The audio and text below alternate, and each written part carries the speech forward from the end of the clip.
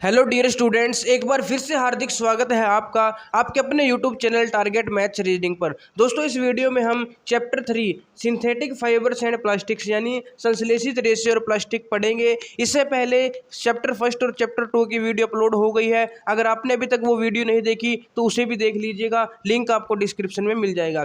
तो चलिए इस वीडियो को शुरू करते हैं। उससे पहले अगर आप हमारे चैनल पर पहली बार आए हो या अभी तक आपने चैनल को सब्सक्राइब नहीं किया तो चैनल को सब्सक्राइब करने के बाद बेल आइकन जरूर प्रेस कर लेना, क्योंकि दोस्तों इस चैनल पर आप जानते हैं जेएनवी एंट्रेंस एग्जाम की तैयारी करवाई जाती है। तो बेल आइकन प्रेस करने से क्या होगा, जब भी हम नेक्स्ट क्लास की वीडियो अपलोड करेंगे उसकी नोटिफिकेशन आपके पास सबसे पहले पहुंच जाएगी। तो चलिए आज की क्लास को स्टार्ट करते हैं।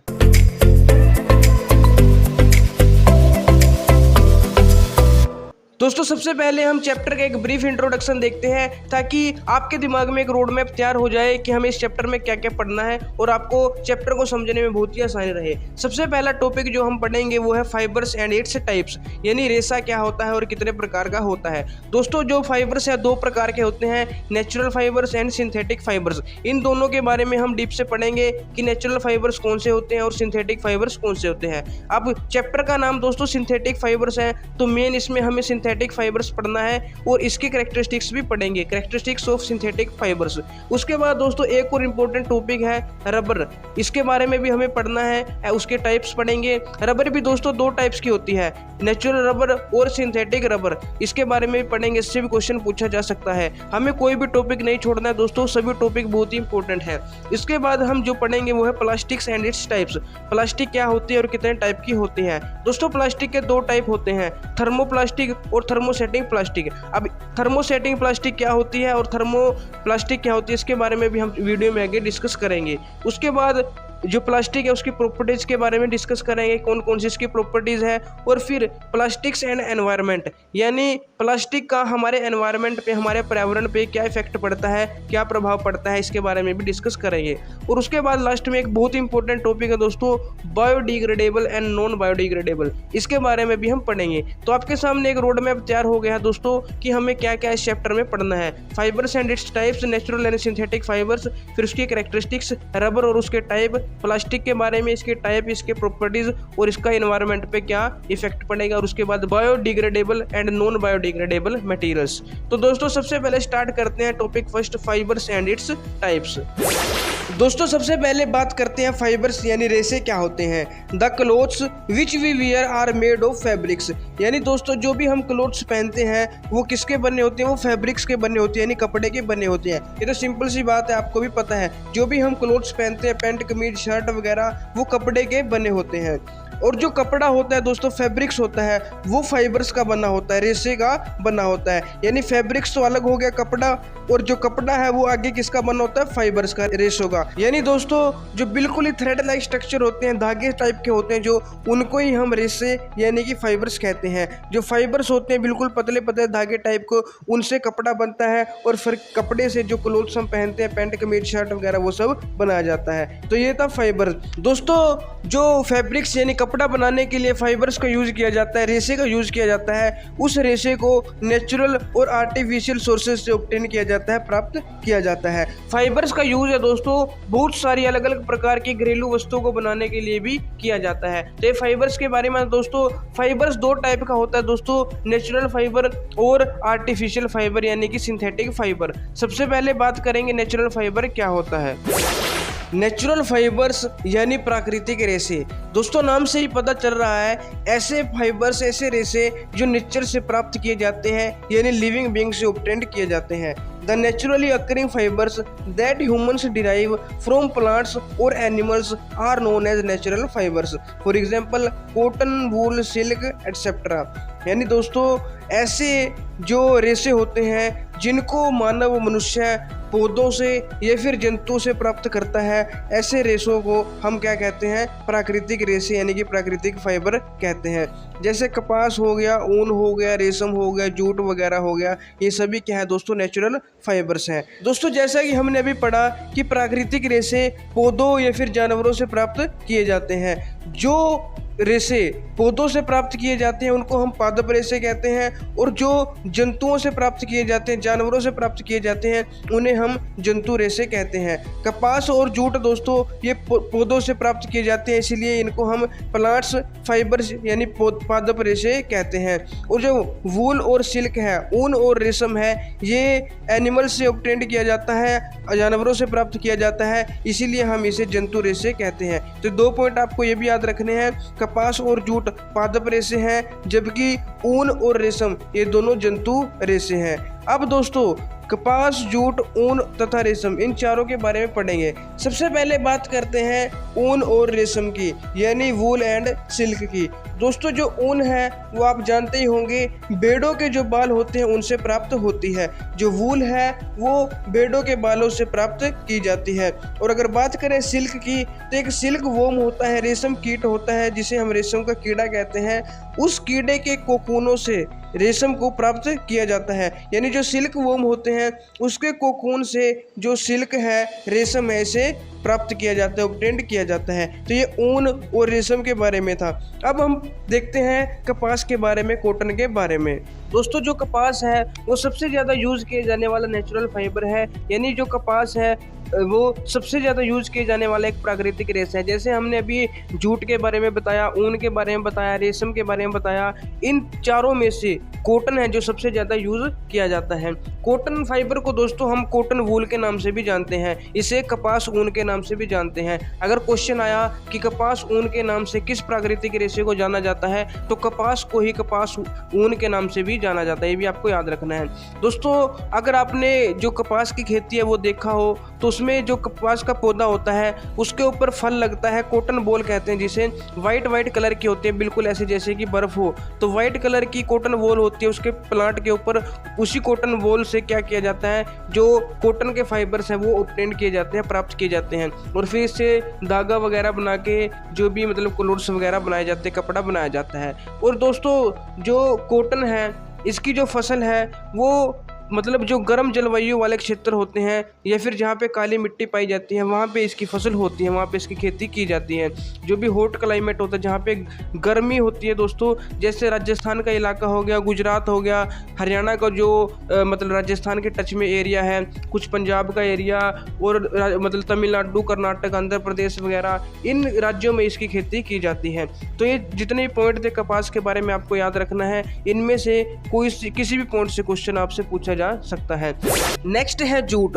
दोस्तों जूट भी एक बहुत इंपॉर्टेंट फाइबर है। जैसा कि हमने कॉटन के बारे में पढ़ा, कॉटन को जो कॉटन प्लांट होता है उसके फ्रूट से ऑब्टेन किया जाता है, यानी कि उसके फल से जो कॉटन बॉल होती है वहां से प्राप्त किया जाता है। लेकिन दोस्तों जो जूट है, जूट के प्लांट की जो स्टेम होती है, तना होता है, उससे ऑब्टेन किया जाता है। यानी जो जूट फाइबर है दोस्तों, उसको जो जूट का पौधा होता है उसके तने से जूट रेशा यानी कि जूट फाइबर को ऑब्टेन किया जाता है, प्राप्त किया जाता है। अब दोस्तों हमने पढ़ा था कि कपास को कपास ऊन के नाम से भी जाना जाता है, कॉटन वूल के नाम से भी जाना जाता है। उसी प्रकार जूट को हम पटसन भी कहते हैं, इसे पटसन के नाम से भी जाना जाता है। साथ ही हमने पढ़ा था कि कपास की खेती गर्म जलवायु और काली मिट्टी वाले स्थानों पर की जाती है। लेकिन दोस्तों जूट है जो वो रेनी सीजन में कल्टीवेट किया जाता है, यानी इसकी खेती वर्षा ऋतु के समय होती है। अब दोस्तों इससे आपको एक बात तो समझ में आ रही होगी कि अगर इसकी जो खेती वर्षा ऋतु में होती है, इसका मतलब इसे पानी की मात्रा चाहिए, पानी बहुत ही ज़्यादा चाहिए इसकी खेती के लिए। अब दोस्तों आपने ये सुना होगा कि बिहार में बाढ़ आ गई, असम में बाढ़ आ गई, पश्चिम बंगाल में बाढ़ आ गई, उधर बाढ़ आती रहती है, उधर पानी की कोई कमी नहीं है। इसीलिए ये मुख्य रूप से पश्चिम बंगाल, बिहार और असम जैसे इलाकों में, उस राज्यों में इसको उगाया जाता है, वहाँ पे इसकी खेती की जाती है। और दोस्तों जूट का उपयोग कहाँ किया जाता है, बोरे हो गए, थैला हो गया, या कपड़े बनाने में भी इसका यूज़ किया जाता है। आपने देखे होंगे जूट के बोरे होते हैं जिसमें अनाज को इकट्ठा किया जाता है या सब्जियां वगैरह रखी जाती हैं, तो वो बोरे बनाने में, थैला वगैरह बनाने में, वस्त्र बनाने में भी इसका यूज़ किया जाता है। तो ये जूट के बारे में था। हमने 4 नेचुरल फाइबर्स के बारे में पढ़ा दोस्तों। सबसे पहला जो हमने पढ़ा कपास, ऊन पढ़ा, रेशम पढ़ा और साथ ही हमने जूट पढ़ा। याद रखना है दोस्तों जो ऊन था और रेशम है ये दोनों जंतु से प्राप्त होते हैं, इसीलिए जंतु रेशे कहते हैं। कपास और जूट है जो वो पादप यानी पौधों से प्राप्त होते हैं, इसे हम पादप रेशे कहते हैं। तो ये आपको याद रखना है। जो ऊन है दोस्तों वो किससे प्राप्त होता है, भेड़ के बाल से। रेशम है जो रेशम कीट होता है, सिल्क वोम होता है, उसके कोकून से प्राप्त होता है। और बात करें जूट की, जूट है जो वो जूट प्लांट के स्टेम से यानी कि तने से प्राप्त होता है। और कपास है जो कपास का जो पौधा होता है उसके फ्रूट से प्राप्त होता है। तो कहाँ से प्राप्त होते हैं ये भी आपको याद रखना है। अब दोस्तों जो नेचुरल फाइबर है वो बिल्कुल ही नेचुरली रूप से बिल्कुल ही इनको हम यूज़ कर सकते हैं, यानी कि इसमें कुछ भी ऐड करने की ज़रूरत नहीं पड़ती। लेकिन जो सिंथेटिक फाइबर्स होते हैं वो दोस्तों मानव के द्वारा बनाए जाते हैं, नेचर से हमें प्राप्त नहीं होते बल्कि मानव के द्वारा उसे निर्मित किया जाता है, यानी कि मानव उसे बनाते हैं केमिकल्स का यूज़ करके। तो अब हम पढ़ेंगे सिंथेटिक फाइबर्स के बारे में। दोस्तों जैसा कि हमने अभी बात की, सिंथेटिक फाइबर्स वो फाइबर्स होते हैं जो कि मानव के द्वारा बनाए जाते हैं, इसीलिए इन्हें मैन मेड फाइबर्स के नाम से भी जाना जाता है, यानी मानव निर्मित रेशे के नाम से भी जाना जाता है। दूसरा जो इनका नाम है दोस्तों वो है आर्टिफिशियल फाइबर्स यानी कृत्रिम रेशे। इन्हें संश्लेषित रेशे, कृत्रिम रेशे और मानव निर्मित रेशे तीनों के नाम से जाना जाता है, यानी सिंथेटिक फाइबर्स, आर्टिफिशियल फाइबर्स और मैन मेड फाइबर्स तीनों के नाम से जाना जाता है। तो आपको याद रखना है। जो सिंथेटिक फाइबर्स होते हैं वो दोस्तों पेट्रोकेमिकल्स के यूज से बनाए जाते हैं। अब पेट्रोकेमिकल्स क्या होते हैं? पेट्रोकेमिकल्स दोस्तों ऐसे केमिकल्स होते हैं जो कि पेट्रोलियम से ड्राइव्ड किए जाते हैं, यानी कि पेट्रोलियम से उत्पन्न किए जाते हैं। तो पेट्रोलियम से उत्पन्न किए गए रसायनों को ही हम पेट्रो रसायन कहते हैं, और इन पेट्रो रसायन के यूज से हम सिंथेटिक फाइबर्स बनाते हैं। तो ये सिंथेटिक फाइबर्स बनाने का तरीका है। और दोस्तों जो सिंथेटिक फाइबर्स होते हैं वो केमिकल्स के एक बहुत ही स्मॉल यूनिट को मिलाकर बनते हैं, यानी छोटे छोटे यूनिट्स के बनते हैं। जो ये छोटे छोटे यूनिट्स होते हैं इनको हम मोनोमर्स कहते हैं। और जब इन छोटे छोटे यूनिट्स को जोड़ते चले जाते हैं तो एक लंबी श्रृंखला बन जाती है, एक पूरी सीरीज बन जाती है, चेन बन जाती है, जिसको हम पॉलीमर्स कहते हैं। जो ये पॉलीमर वर्ड है दोस्तों ये भी आपको समझना बहुत ही जरूरी है। इसको हिंदी में बहुलक कहते हैं, इंग्लिश में पॉलीमर कहते हैं। पॉलीमर पॉलीमर है दोस्तों जो दो वर्ड से मिलकर बना है, पॉली प्लस मर। पॉलीमर है जो वो ग्रीक भाषा का शब्द है। पॉली का मतलब होता है दोस्तों बहुत सारे, अनेक, और मर का मतलब होता है भाग या फिर इकाई यानी यूनिट। तो बहुत सारे भाग, पॉली का मतलब हो गया बहुत सारे और मर का मतलब हो गया यानी कि भाग या इकाई।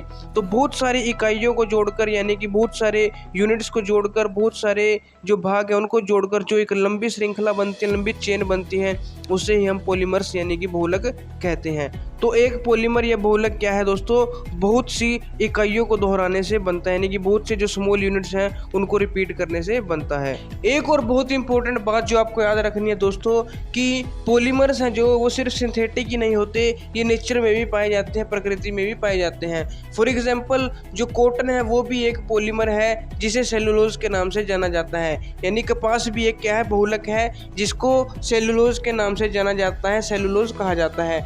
और सेलुलोज का क्या होता है दोस्तों? बहुत सारे जो ग्लूकोज हैं, ग्लूकोज के यूनिट्स होते हैं, ग्लूकोज इकाइयाँ होती हैं, उनको मिलाकर सेलुलोज बनाया जाता है। यानी जो ग्लूकोज होगी वो तो स्मॉल यूनिट्स होगी, उनको मिलाकर जो एक पॉलीमर बनता है उसे हम सेलुलोज कहते हैं, जो कि कपास होता है। तो ये भी आपको याद रखना है कि एक नेचुरल पॉलीमर क्या है? कॉटन है यानी कि कपास। इससे भी क्वेश्चन बन सकता है। अब हम पढ़ेंगे टाइप्स ऑफ सिंथेटिक फाइबर्स यानी संश्लेषित रेशों के प्रकार। Synthetic fibres are classified on the basis of chemicals that are used in their manufacturing. यानी दोस्तों जिन केमिकल्स का यूज सिंथेटिक फाइबर्स को बनाने के लिए किया जाता है, उन केमिकल्स के बेस पे सिंथेटिक फाइबर्स को क्लासिफाइड किया जाता है, यानी कैटेगराइज किया जाता है। और जो ये केमिकल्स यूज किए जाते हैं इनके आधार पर जो संश्लेषित रेशे होते हैं उनको चार प्रकार के होते हैं। सबसे पहला है रेयोन, यानी कि इसे आर्टिफिशियल सिल्क के नाम से भी जाना जाता है, कृत्रिम रेशम के नाम से भी जाना जाता है।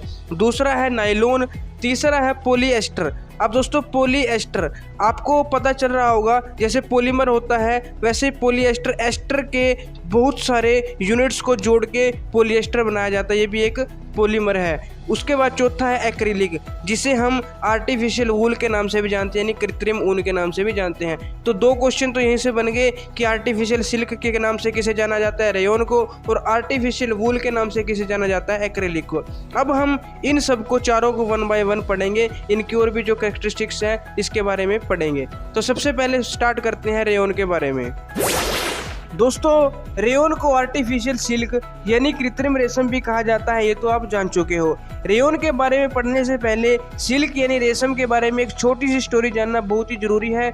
जो सिल्क होता है, नेचुरल सिल्क रेशम, वह रेशम कीट से प्राप्त किया जाता है। इसकी खोज चीन में हुई थी और इसे लंबे समय तक कड़ी सुरक्षा में गोपनीय रखा गया था, यानी बहुत ही कड़ी सुरक्षा में इसे सीक्रेटली रखा गया था। किसी को खबर तक नहीं दी गई कि सिल्क यानी रेशम नाम की कोई चीज़ भी है। और रेशम रेशे से यानी सिल्क फाइबर से जो कपड़ा बनता था वो बहुत ही महंगा होता था, लेकिन इसकी सुंदर बनावट ने प्रत्येक व्यक्ति को अपनी तरफ आकर्षित कर लिया था। यानी हर कोई व्यक्ति जो भी रेशम रेशे से बना कपड़ा देखता था तो वो बहुत ही अट्रैक्ट हो जाता था, क्योंकि बहुत ही सुंदर कपड़ा बनता था इससे।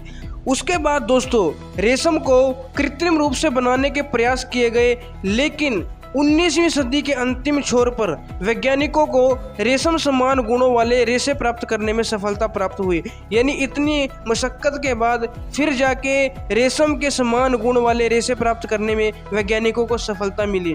और इस प्रकार का रेशा किससे बनता था दोस्तों? काष्ठ लुगदी के रासायनिक उपचार से बनता था। यानी जो रेयन है वो केमिकल ट्रीटमेंट से बनाया गया, किसके? वुड पल्प के केमिकल ट्रीटमेंट के बाद रेयन को ऑब्टेन किया गया, प्राप्त किया गया।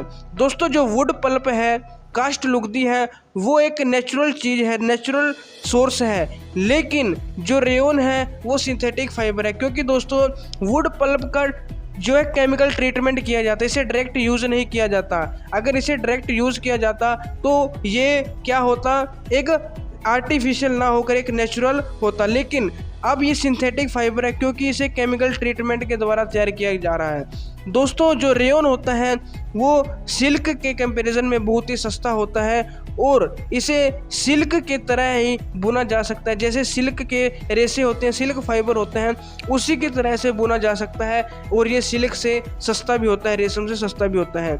एक जो इम्पोर्टेंट पॉइंट जो आपको याद रखना है दोस्तों, अगर रेयन को कपास के साथ मिलाया जाए, जो कॉटन होता है उसके साथ मिक्स किया जाता है, क्या बनाने में? चादरें बनाने के लिए, बिस्तर की जो चादरें होते हैं उसे बनाने के लिए रेयन को कपास यानी कॉटन के साथ मिक्स किया जाता है।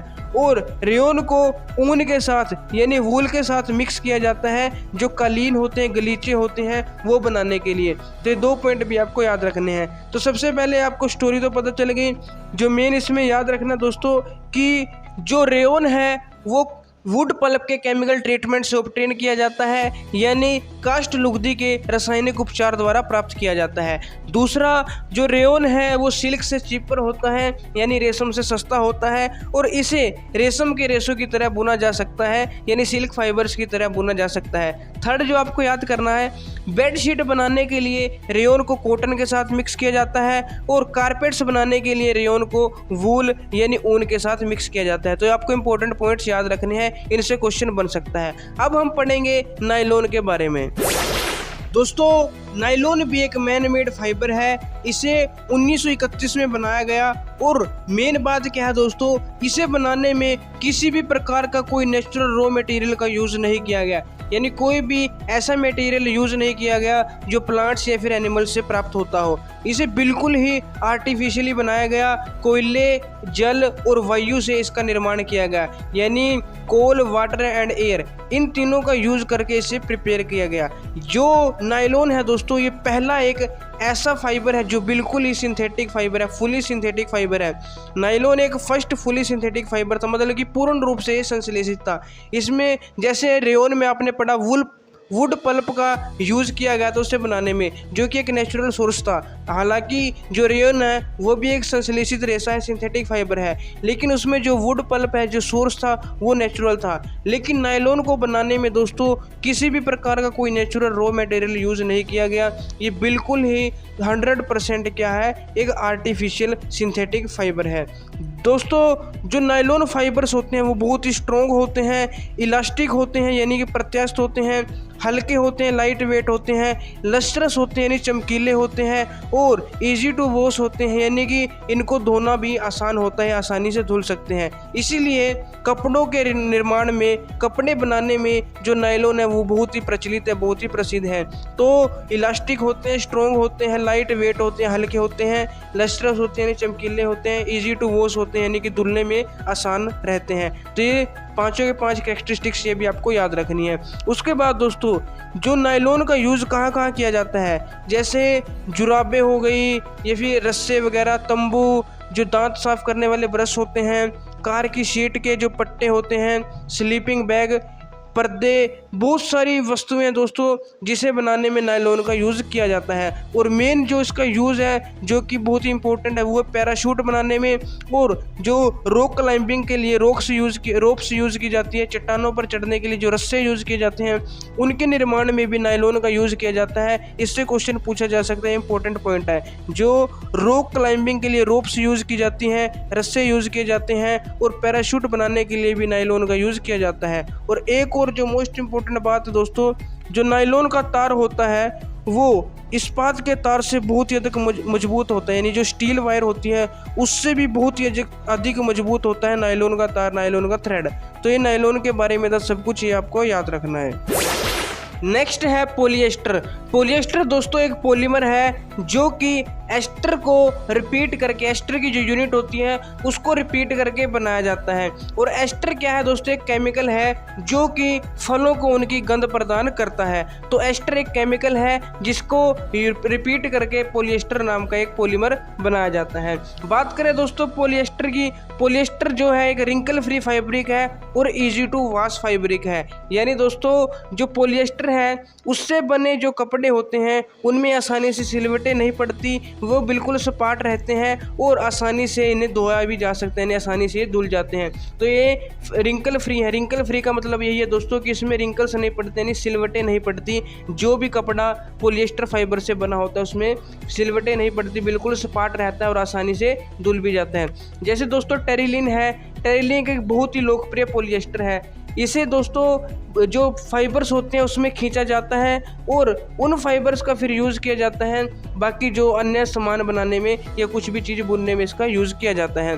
तो पॉलिएस्टर भी एक बहुत ही इंपॉर्टेंट सिंथेटिक फाइबर है जो आपने देखा होगा दोस्तों आसपास लोगों को बहुत ही जो सुंदर पॉलिएस्टर कमीजें या फिर और भी पॉलिएस्टर से बने कपड़े पहने हुए आपने लोगों को देखा होगा। एक है दोस्तों PET, पेट, ये पेट, इसकी फुल फॉर्म है दोस्तों पॉली, और ई से है एथिलीन और टी से टर्थलेट, पॉली एथिलीन टर्थलेट। ये फुल फॉर्म भी आपको याद रखनी है, हो सकता है इससे भी क्वेश्चन आ जाए। तो ये एक पेट नाम का एक पॉलिएस्टर है, ये भी बहुत ही मतलब प्रसिद्ध है, बहुत ही फेमस है। इसकी बहुत सी एप्लीकेशंस है, जैसे बोतलें बनाने में, बर्तन बनाने में, तार वगैरह बनाने में, बहुत से ऐसे यूज़फुल प्रोडक्ट्स हैं जिनको बनाने में PET, पेट, पॉली एथिलीन टर्थलेट का यूज़ किया जाता है। और दोस्तों एक और इम्पोर्टेंट बात जो आपको याद रखनी है, जो पॉलिएस्टर है उसको वूल के साथ मिक्स किया जाता है पॉली वूल बनाने के लिए। पॉली वूल, पॉली प्लस वूल, पॉली का मतलब पॉलिएस्टर, वूल का मतलब तो वूल है। तो पॉलिएस्टर को वूल के साथ मिक्स किया जाता है पॉली वूल बनाने के लिए। और दोस्तों पॉलिएस्टर को कॉटन के साथ मिक्स किया जाता है पॉलीकोट बनाने के लिए। पॉलीकोट, पॉली प्लस कोट, पॉली से पॉलिएस्टर, कोट से कॉटन, तो आपको याद रह जाएगा। और दूसरा दोस्तों एक होता है टेरिकोट। तो आपको कमेंट करके बताना है कि टेरिकोट किन दो को मिक्स करने से बन सकता है, तो आपको एक कमेंट में बताना है। तो PET, पेट है दोस्तों, ये भी एक क्या है, बहुत ही इंपॉर्टेंट पॉलिएस्टर, इसका भी बहुत यूज़ किया जाता है। टेरिलिन और PET, पेट, ये दोनों आपको याद रखने हैं। तो ये था पॉलिएस्टर के बारे में। अब हम पढ़ेंगे एक्रिलिक के बारे में। दोस्तों एक्रिलिक भी एक सिंथेटिक फाइबर है जो कि ऊन जैसा दिखता है, इसीलिए इसे आर्टिफिशियल वूल यानी कृत्रिम ऊन के नाम से भी जाना जाता है। यह पॉलीएक्रिलोनाइट्राइल नामक एक मोनोमर होता है, उससे बना होता है। पॉलीएक्रिलोनाइट्राइल नाम का एक मोनोमर होता है, उसके स्मॉल यूनिट से मिलकर इसे बनाया जाता है, इसीलिए ये एक पॉलीमर भी है। तो एक्रिलिक क्या है दोस्तों, एक सिंथेटिक फाइबर है जो कि ऊन जैसा दिखता है। अब दोस्तों जो प्राकृतिक स्रोतों से ऊन प्राप्त होता है उससे बने कपड़े बहुत ही महंगे होते हैं, लेकिन जो कपड़े एक्रिलिक की मदद से बनाए जाते हैं, एक्रिलिक का यूज़ करके बनाए जाते हैं, वो बहुत ही सस्ते होते हैं। तो नेचुरल ऊन की अपेक्षा जो एक्रिलिक है वो बहुत ही सस्ता होता है, इसलिए इसकी डिमांड भी है। और इसका यूज़ कहाँ कहाँ किया जाता है दोस्तों, जैसे आप सर्दियों में स्वेटर पहनते हो कंबल होता है, शॉल वगैरह होती हैं, इन सभी को बनाने में एक्रेलिक का यूज़ किया जाता है।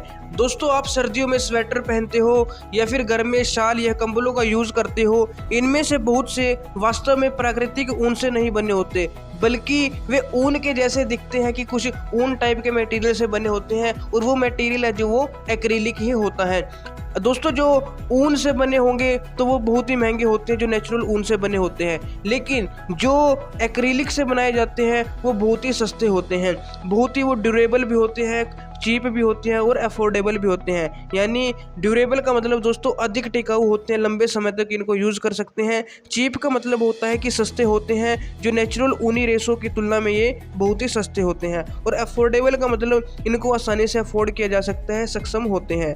तो ये एक्रेलिक यानी आर्टिफिशियल वूल के बारे में जो पॉइंट है आपको याद रखने हैं। अब दोस्तों जो संश्लेषित रेशे होते हैं वो आपको पता चल गया है कि अधिक टिकाऊ होते हैं, पहुंच के भीतर होते हैं, जिससे ये प्राकृतिक रेशों की अपेक्षा यानी नेचुरल फाइबर्स की अपेक्षा बहुत ही अधिक लोकप्रिय होते हैं। दोस्तों जब हम नेचुरल फाइबर्स को जलाते हैं तो पूर्ण रूप से जल जाते हैं, लेकिन जो संश्लेषित रेशे होते हैं, सिंथेटिक फाइबर्स होते हैं, उनका बिहेवियर नेचुरल फाइबर से बिल्कुल ही अलग होता है, क्योंकि जब संश्लेषित रेशों को गर्म किया जाता है या उनको जलाया जाता है तो वो पिघल जाते हैं। और दोस्तों जो ये गुण है संश्लेषित रेशों का, ये बहुत ही हानिकारक गुण है, क्योंकि बाय चांस अगर कपड़ों में आग लग जाती है तो ये बहुत ही आपदाजनक हो सकता है, बहुत ही डेंजरस हो सकता है, क्योंकि जब कपड़ा पिघल जाता है तो जिस व्यक्ति ने उस कपड़ों को पहना होगा वो उसके शरीर से चिपक जाता है और बहुत ही ज़्यादा नुकसान कर सकता है। तो इसीलिए कहा जाता है कि जब भी हम किसी लेबोरेटरी या रसोई घर में काम करते हैं या कोई भी ऐसी जगह काम कर रहे हैं जहाँ पे आग जलाई जाती हो, तो वहाँ पे संश्लेषित वस्त्र यूज़ नहीं करने चाहिए, संश्लेषित वस्त्र वो नहीं पहनने चाहिए। तो ये पॉइंट भी आपको याद रखनी है। तो दोस्तों अभी तक हमने फाइबर्स के बारे में पढ़ा, नेचुरल फाइबर, आर्टिफिशियल फाइबर, इसके टाइप्स के बारे में पढ़ा। अब हम पढ़ेंगे संश्लेषित रेशों के गुणधर्म यानी कैरेक्टरिस्टिक्स ऑफ सिंथेटिक फाइबर्स। दोस्तों आज के टाइम में प्राकृतिक रेशों की अपेक्षा संश्लेषित रेशे बहुत ही ज़्यादा यूज किए जाते हैं। संश्लेषित रेशे अद्वितीय गुणधर्मों वाले होते हैं जो इन्हें परिधान सामग्री हेतु लोकप्रिय बनाते हैं। ये बहुत ही जल्दी सूख जाते हैं, बहुत अधिक चलाऊ होते हैं, कम महंगे होते हैं यानी सस्ते होते हैं, आसानी से उपलब्ध होते हैं और रख रखाव में भी ये सुविधाजनक होते हैं। तो इन्हीं गुणों के कारण जो सिंथेटिक फाइबर्स हैं, संश्लेषित रेशे हैं, इन्हें ज़्यादातर यूज़ किया जाता है। दोस्तों जो ड्रेस मटेरियल होते हैं यानी जो कपड़े बनाए जाते हैं उनमें सबसे ज़्यादा इसे यूज़ किया जाता है। साथ ही जो रेनकोट वगैरह बनाए जाते हैं, अम्ब्रेला बनाए जाते हैं, उनमें भी सिंथेटिक मटेरियल्स को यूज़ किया जाता है। उसके बाद दोस्तों बहुत से हाउस होल्ड आर्टिकल्स और टेक्सटाइल में भी सिंथेटिक फाइबर्स का यूज़ किया जाता है, जैसे चेयर्स वगैरह बनाने में, माइक्रोवेव्स यूटेंसिल्स बनाने में, बकेट्स बनाने में यानी बाल्टियाँ बनाने में, जुराबे, रस्से, तंबू, टूथब्रश, कार की सीट बेल्ट, स्लीपिंग बैग, पर्दे, जो कालीन वगैरह, बहुत से ऐसे मटेरियल्स हैं, ऐसी थिंग्स हैं, ऐसी वस्तुएं हैं जिनको बनाने में सिंथेटिक फाइबर्स का यूज़ किया जाता है। साथ ही दोस्तों जो सिंथेटिक फाइबर्स होते हैं वो बहुत ही ज़्यादा मजबूत होते हैं। इनकी ताकत एक ऐसा गुण है जिसके कारण इसका उपयोग मछली पकड़ने वाले जो जाल होते हैं, फिशिंग नेट्स होते हैं, उनको बनाने में यूज़ किया जाता है, पैराशूट बनाने में यूज़ किया जाता है, और जो रॉक क्लाइंबिंग के लिए रोप्स यूज़ की जाती हैं उसमें इनका यूज़ किया जाता है। तो दोस्तों सिंथेटिक फाइबर्स के बहुत से यूज़ हैं। ये क्विक टू ड्राई होते हैं, चीप होते हैं, ड्यूरेबल होते हैं एंड इजी टू मेंटेन होते हैं, और साथ ही बहुत ही मजबूत होते हैं। तो ये सभी जितने भी इसके गुण हैं, जितने भी इसकी कैरेक्टरिस्टिक्स हैं, आपको याद रखने हैं। अब हम पढ़ेंगे रबर एंड इट्स टाइप्स। दोस्तों रबर दो प्रकार की होती है। सबसे पहला है नेचुरल रबर और दूसरा है सिंथेटिक रबर यानी प्राकृतिक रबर और संश्लेषित रबर। सबसे पहले बात करेंगे नेचुरल रबर यानी प्राकृतिक रबर की। दोस्तों जैसा कि नाम से ही पता चल रहा है, प्राकृतिक रबर जो कि हमें नेचर से मिलती है यानी कि प्रकृति से मिलती है। तो जो नेचुरल रबर है दोस्तों वो एक पॉलीमर होता है, एक बहुलक होता है जिसमें इलास्टिक प्रॉपर्टीज होती हैं, प्रत्यास्थ गुण होता है, इसीलिए इसे इलास्टोमर भी कहा जाता है। इलास्टिक प्रॉपर्टी दोस्तों, जैसे कि हम रबड़ को खींच सकते हैं जिससे उसकी जो शेप है वो चेंज हो जाती है, इसे हम इलास्टिक प्रॉपर्टी यानी प्रत्यास्थ गुण कहते हैं। दूसरा पॉइंट है दोस्तों, जो रबड़ वृक्ष होते हैं उनके तनों की छाल से एक सफ़ेद कलर का एक लिक्विड यानी कि द्रव प्राप्त होता है हमें। उसी सफ़ेद कलर के लिक्विड से, वाइट कलर के लिक्विड से, जो कि रबड़ वृक्ष के तनों की छाल से प्राप्त होता है, उससे रबड़ बनाई जाती है। और दोस्तों जो ये लिक्विड होता है ये रबड़ और वाटर इन दोनों का मिक्स सॉल्यूशन होता है, यानी कि रबर एंड वाटर का एक विलयन होता है, एक सॉल्यूशन होता है, यानी कि इन दोनों से मिलकर बना होता है। फिर उस सॉल्यूशन से क्या करते हैं दोस्तों, रबड़ बनाई जाती है। और एक जो इम्पोर्टेंट पॉइंट है, जो ये सॉल्यूशन होता है रबर एंड वाटर का, इस सॉल्यूशन को लेटेक्स कहा जाता है। तो इससे भी क्वेश्चन बन सकता है कि सॉल्यूशन का नाम क्या है, लेटेक्स। और ये किन दो लिक्विड का मिक्सचर होता है, रबर एंड वाटर का। और जो ये लिक्विड है ये कहाँ से प्राप्त होता है, जो रबड़ पेड़ का जो तना होता है उसकी छाल से इसको प्राप्त किया जाता है। तो ये पॉइंट भी आपको याद रखना है। एक दोस्तों जो रबड़ ट्रीज होते हैं, रबड़ के वृक्ष हैं, वो भारत के साथ साथ श्रीलंका, मलेशिया, इंडोनेशिया और दक्षिण अमेरिका जैसे देशों में भी पाए जाते हैं। तो ये नेचुरल रबड़ के बारे में है। जो मेन पॉइंट आपको लेटेक्स वाला है वो याद रखना है। नेक्स्ट है सिंथेटिक रबर यानी संश्लेषित रबड़। This rubber is obtained from vulcanization of natural rubber और polymerization of certain esters, for example buna S, buna N, neoprene etcetera. यानी दोस्तों जो सिंथेटिक रबर है, संश्लेषित रबड़ है, वो प्राकृतिक रबड़ के वल्कनीकरण या फिर कुछ इकलकों के बहुलीकरण से प्राप्त होती है। जैसे ब्यूना एस हो गया, ब्यूना एन, नियोप्रीन एटसेट्रा, ये सभी क्या है, सिंथेटिक रबर के एग्जाम्पल हैं। अब दोस्तों जो वल्कनाइजेशन क्या होती है इसके बारे में जानना भी बहुत ही जरूरी है। तो सबसे पहले हम वल्कनाइजेशन ऑफ नेचुरल रबर यानी रबड़ का वल्कनीकरण पढ़ेंगे। Heating of rubber with sulfur and some other substances at a temperature of 373 to 415 Kelvin is called vulcanization। यानी दोस्तों रबड़ को सल्फर या फिर और अदर सब्सटेंसेस के साथ 373 से 415 केल्विन तक के तापमान पर गर्म करना वल्कनीकरण कहलाता है। दोस्तों जैसा कि अभी हमने पढ़ा था नेचुरल रबर में कि जो रबर होती है वो लिक्विड फॉर्म में होती है, रबर प्लस वाटर का एक मिक्सचर होती है। अब उसे सल्फर के साथ गर्म क्यों किया जाता है, ताकि वो थोड़ी क्या हो जाए, हार्ड हो जाए, थोड़ी कठोर हो जाए। तो इससे क्या होता है, गर्म करने से जो रबड़ की फिजिकल प्रॉपर्टीज होती हैं, उसके भौतिक गुण है वो चेंज हो जाते हैं, वो बदल जाते हैं। रबड़ क्या हो जाती है, थोड़ी हार्ड हो जाती है, कठोर हो जाती है, और उसके अंदर जो चिपचिपाहट होती है वो भी कम हो जाती है, यानी कि कम चिपकती है, वो लेस स्टिकिंग हो जाती है। और साथ ही दोस्तों वो आसानी से फूलती भी नहीं है, यानी कि वो स्वेल भी नहीं करती आसानी से, ज़्यादा फूलती नहीं है। और साथ ही उसकी जो इलास्टिसिटी होती है, उसकी जो प्रत्यास्थता होती है वो भी बढ़ जाती है। तो वल्कनाइजेशन से किसी जो रबर है, नेचुरल रबर है, उस पर ये फर्क पड़ता है। अब दोस्तों जो रबर है उसका कहाँ कहाँ यूज़ किया जाता है, उसके हिसाब से सल्फ़र की जो मात्रा है वो उसमें डाली जाती है। जैसे अगर 1 से 3% तक सल्फ़र उसमें ऐड करेंगे तो उस टाइप की जो रबड़ होगी उसका यूज़ रबड़ बैंड बनाने में होता है। और अगर 5% सल्फ़र ऐड करेंगे तो उस टाइम जो रबर बनेगी वो बहुत ही कठोर होगी और उसका जो यूज़ है वो टायर बनाने में किया जाएगा। तो ऐसे ही सल्फ़र की मात्रा चेंज करके रबर को हम कठोर या फिर थोड़ा सॉफ्ट बना सकते हैं, उसको चेंज कर सकते हैं। इसके और भी बहुत से यूज़ है दोस्तों, जैसे आपने देखा होगा चप्पल, बैटरी बॉक्स, फोम वाले गद्दे, गुब्बारे, खिलौने आदि बहुत सी ऐसी वस्तुएं हैं जिनके निर्माण में रबर का यूज़ किया जाता है। तो ये था वल्कनाइजेशन ऑफ रबर। उम्मीद है दोस्तों ये टॉपिक आपको समझ में आया होगा। दोस्तों अब हम आज की क्लास में जो जो भी टॉपिक्स पढ़े हैं उसकी एक क्विक रिवीजन लेते हैं ताकि आपको अच्छे से रिवाइज हो जाए और साथ ही आपके दिमाग में फिट भी हो जाए। उससे पहले दोस्तों आपसे एक छोटी सी रिक्वेस्ट है, अगर आपको आज की वीडियो से कुछ भी सीखने को मिला है तो इस वीडियो को लाइक और शेयर जरूर करें, और साथ ही आपका कोई डाउट हो या कमेंट करके जरूर बताएं कि वीडियो कैसे लगी। इससे मुझे मोटिवेशन मिलता है दोस्तों, और मैं जल्द से जल्द और वीडियोज़ आपके लिए लाने की कोशिश करूँगा। तो लाइक शेयर करें जरूर, जितने भी आपके साथी नवोदय विद्यालय की तैयारी कर रहे हैं उनके पास इस वीडियो को शेयर जरूर करें और साथ ही कमेंट करके जरूर बताएं। और दोस्तों अगर आपने अभी तक चैनल को सब्सक्राइब नहीं किया है तो चैनल को जरूर सब्सक्राइब कर लें, ताकि जब भी हम नेक्स्ट क्लास की वीडियो अपलोड करें उसकी नोटिफिकेशन आपके पास सबसे पहले पहुंच सके। तो अब चलिए ये क्विक रिवीजन लेते हैं। सबसे पहले दोस्तों हमने पढ़ा फाइबर्स क्या होते हैं। जो थ्रेड लाइक स्ट्रक्चर होते हैं जिनसे कपड़ा बनता है उसे हम फाइबर्स कहते हैं। दो टाइप के फाइबर्स हमने पढ़े, नेचुरल फाइबर और सिंथेटिक फाइबर। फिर हमने नेचुरल फाइबर और सिंथेटिक फाइबर्स को अलग अलग पढ़ा।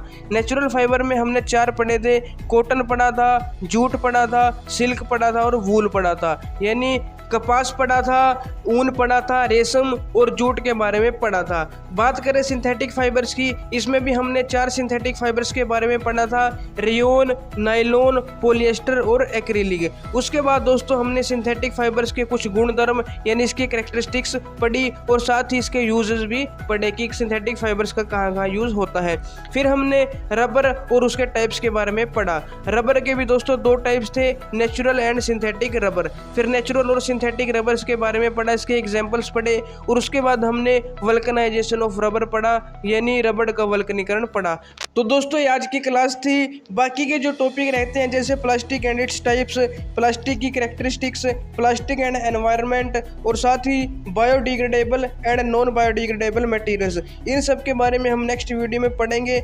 क्योंकि दोस्तों वीडियो ज़्यादा लंबी हो जाती है। एक बार आप कमेंट करके जरूर बताना दोस्तों कि आपको फुल चैप्टर की एक ही वीडियो चाहिए या 2 पार्ट्स में भी सही है टाइम के अकॉर्डिंग। कमेंट करके जरूर बताना, फिर उसी के अकॉर्डिंग नेक्स्ट वीडियो बनाया करेंगे। तो दोस्तों आज के लिए इतना ही। वीडियो को लाइक, शेयर, कमेंट और सब्सक्राइब किए बिना मत जाना। तो मिलते हैं नेक्स्ट क्लास में, तब तक के लिए जय हिंद, जय भारत, जय नवोदय।